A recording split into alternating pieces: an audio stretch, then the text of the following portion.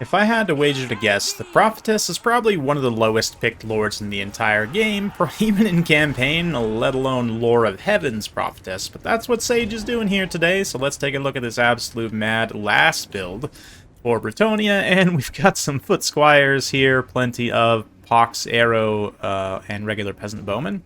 Looks like Mounted Yeomen, Defenders of the Fleur-de-Lis here. You've also got Royal Pegasus Knights, Holy Wardens of La Maison Tal. It looks like Trebuchet as well. Yes, Field Trebuchet, Spearmen-at-Arms up front.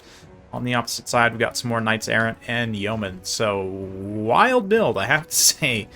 Yeah, the Paladin up in the air as well. So, I'm curious to get where the spend is. I guess it's just kind of evenly dispersed throughout the army, but I don't know. Very interesting. For the Greenskins opposing them, we've also got Orc Warboss. So I love this kind of non-standard generic character. He's going to be on a boar at the very least, which gives him some mobility and decent charge, armor-piercing damage.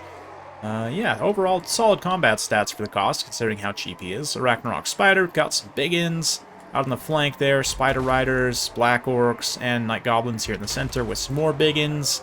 Oh man, unprotected Rock Lobber here in the center with no quick response forces. Gonna get dived immediately by those Pegasus Knights. Got some more Black Orcs, Savage Orc Air Boys, Night Goblins. So let's see. Yeah, the Royal Pegasus Knights, unopposed, unblocked, unguarded. Just gonna absolutely massacre these goblins. So this is like, you know, session 1 of any D&D campaign, right? Let's just go slaughter some goblins. Or maybe not. Maybe the goblins doing the slaughtering. You know, no judgment from me.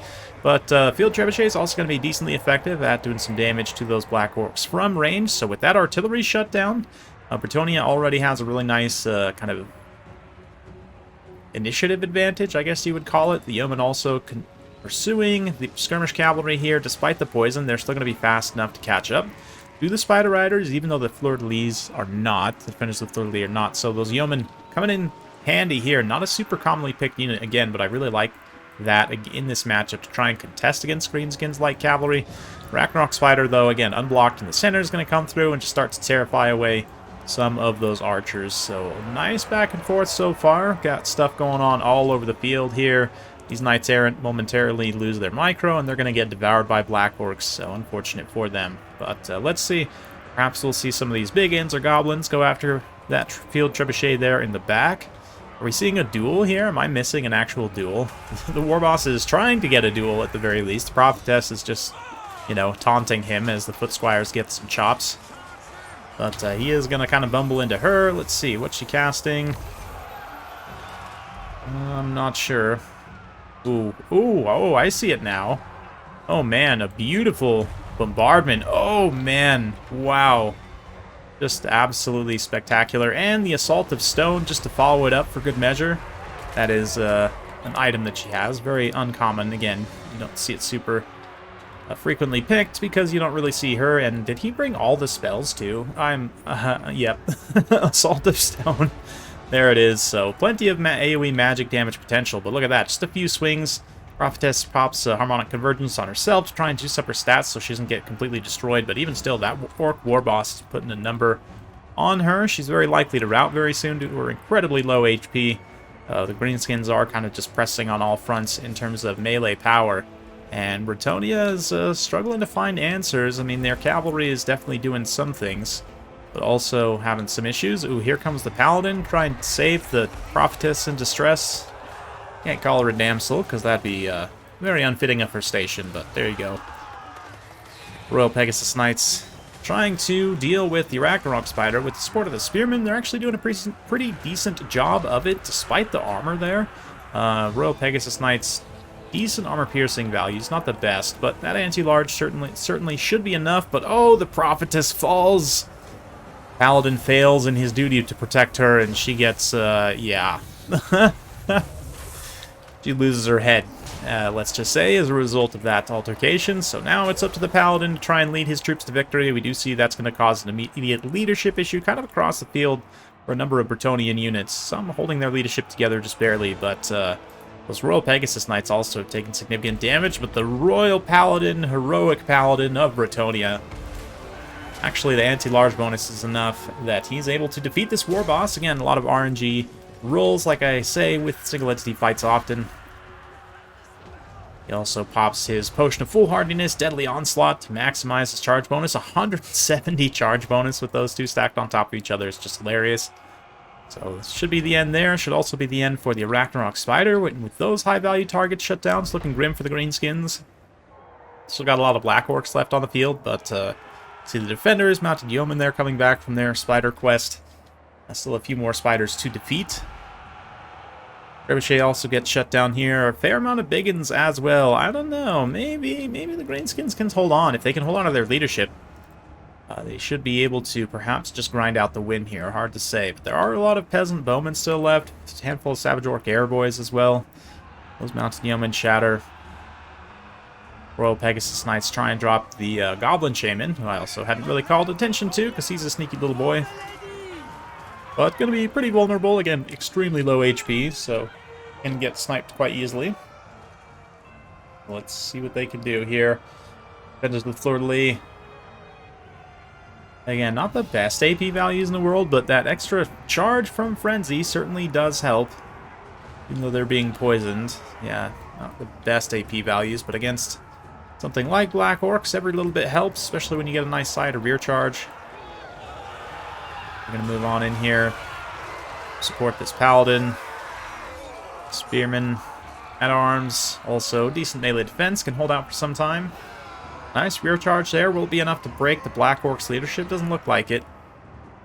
Meanwhile, these other archers getting massacred by Biggins. So, yeah, although it looks pretty good for Bretonnia, it's also, like, Greenskins are not completely out of this yet. They still definitely have plenty of staying power. Let's take a look here. Got some more Biggins coming back over here. Some more Savage Orc Airboys coming back. And, I mean, outside of Bretonnia's cavalry, obviously, the rest of their army is not looking too great. Oh, that's pretty good, though. Those Pox Arrows still have a lot of units still online. Biggins don't have missile block chance. Only 50 armor as well, relatively speaking, is not a lot. So they'll definitely take some damage from those archers and that little rear fire there. That is quite ideal. Defenders of the Fleur-de-Lis, breaking those Savage Orc Airboys, and honestly, the one thing going for Bretonnia is that they can use these cavalry to try and break and chase off isolated units, right? So like these archers, right? Even though there's some goblins nearby, I don't really have to worry about them too much. You can just continue to charge in, break those units. Let's get in close with the defenders. Just after their charge, check out their beautiful lancing technique. The young Knights of Bretonnia, eager to prove themselves. Going to run down the foul Greenskins in support of the Foot Squires, helps them break those Night Goblins as well, and suddenly it's really just these couple of tattered, like Biggins and Black Orcs. That one unit of archers had got some really good work done, going to get charged down by some Spider Rider archers who themselves are out of ammunition.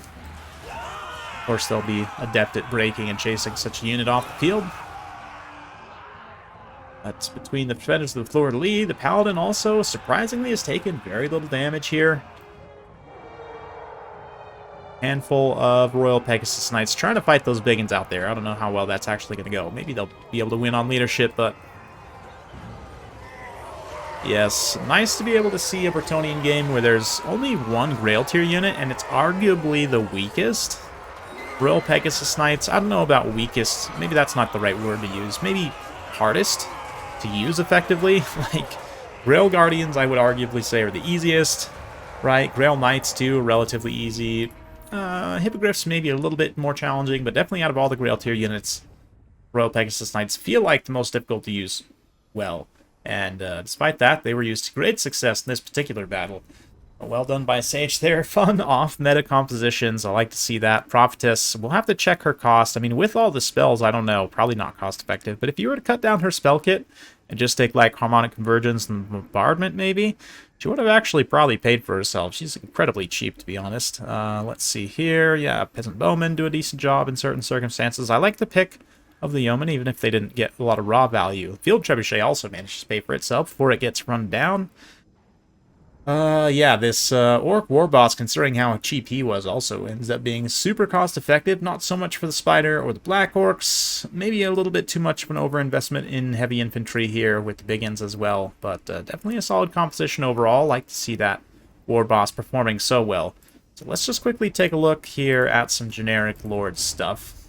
So for Bretonnia, The base cost for the Prophetess is... Let's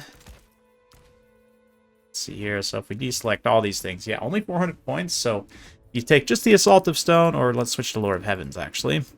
Just take the Assault of Stone. All of this stuff you can mostly go without. I mean, if you have the points for it, maybe, but let's just say only, you know, Harmonic Convergence and Comet for the big risk reward.